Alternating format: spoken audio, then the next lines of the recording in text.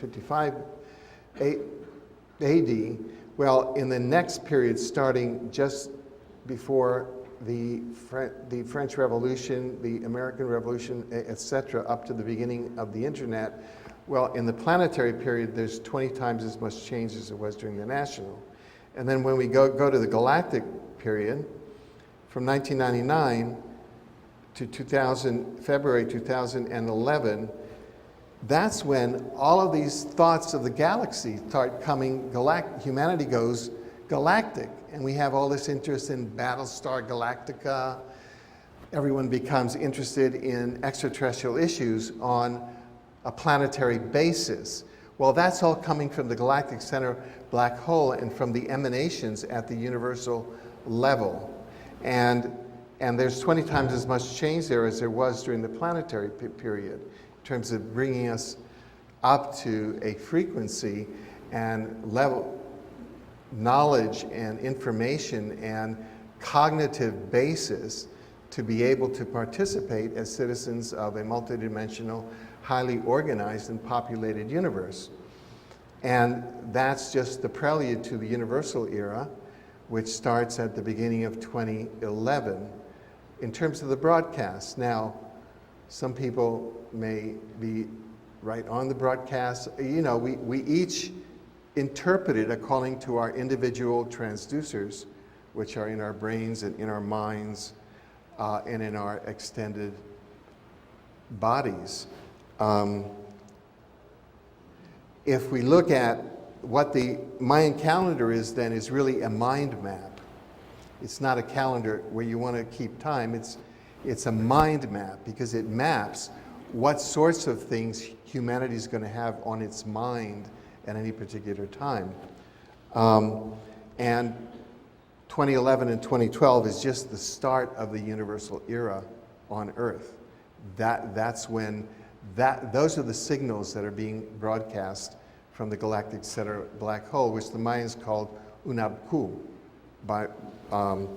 Now, if we just look, for example, at the galactic period, and which started in 1999, that's when the center of the galaxy started broadcasting the galactic sense. Well, if we look at the year 1999, that's when the first book, Exopolitics, was written. Because that's what's happening. Those are the signals being broadcast by the galaxy. And so all of this is kind of coming out in a matrix way. I have just a few copies of this that I managed to smuggle through U.S. Customs down to here for those who like to buy it. Not smuggle. You can't bring books through the aircraft, but I just said that they were pamphlets. So there you go. Then we had the first scholarly conference on exopolitics in the year 2000. In other words, and we had other scholars come in. By the year 2003, that's when the first nation state, Mexico, began to disclose its UFO extraterrestrial files in earnest.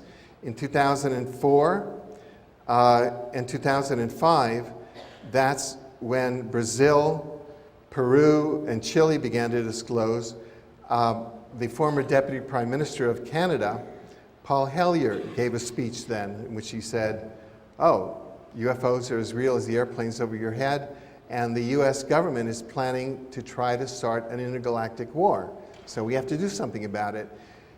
In beginning of 2006, the Associated Press reported that exopolitics had been nominated for Word of the Year of 2005. So we begin to get into the culture. These memes begin to get into the culture, these survival memes.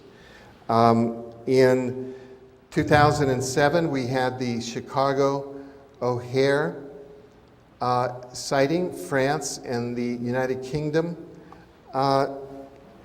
disclose their UFO files. We had the former governor of Arizona say that, yes, the spacecraft, which was 2 miles, a mile on a side, which flew over Phoenix, Arizona on March 13, 1997, was an extraterrestrial spacecraft.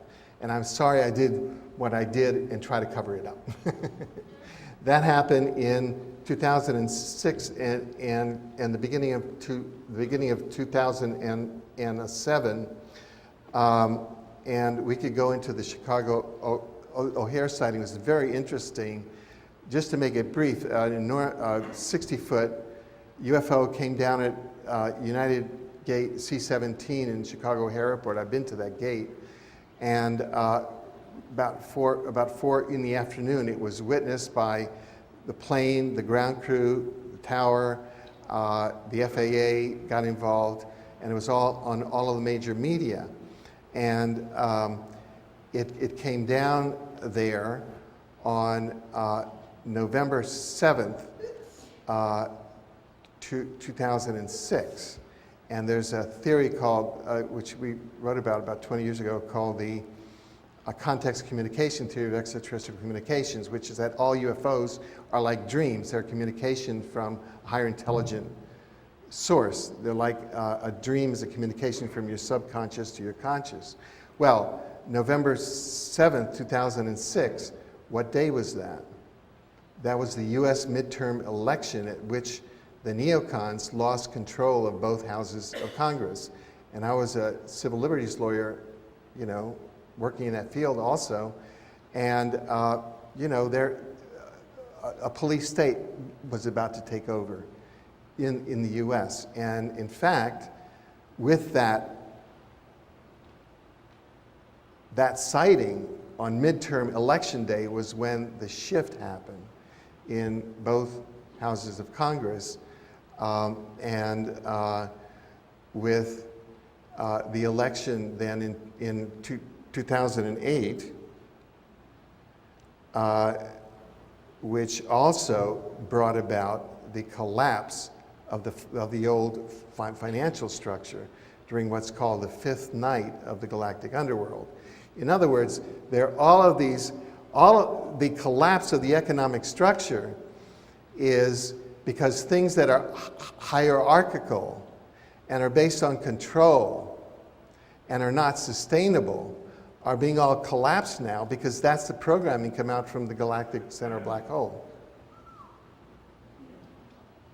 So it's all happening according to a large schedule. Now, we're currently in the 6th day from November 08 to November 09 of the galactic underworld. And what happened on December 12th, 2008?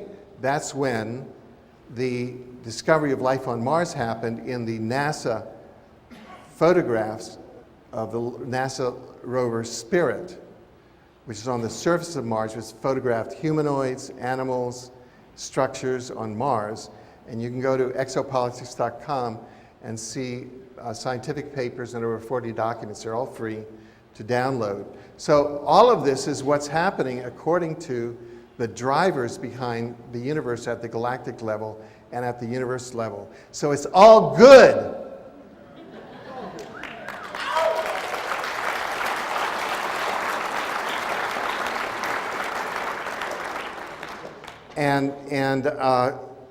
So that we can look forward to more disclosure. We can look forward to more positive things occurring as the old structures collapse. The thing is not to identify and suffer for the old structures. Now, what are some of the positive outcomes?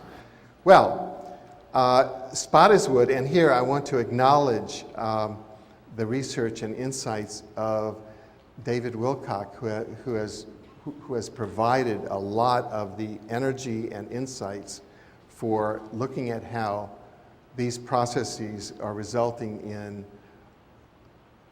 a positive future. For example, Spottiswoode, a psychologist researcher from Palo Alto, California, each day, at that time of the day when we're most aligned with the galactic center, and you can see the spike on the graph there, our psychic ability increases 400%. So the more we're aligned with the galactic center black hole in the galactic center, and the universe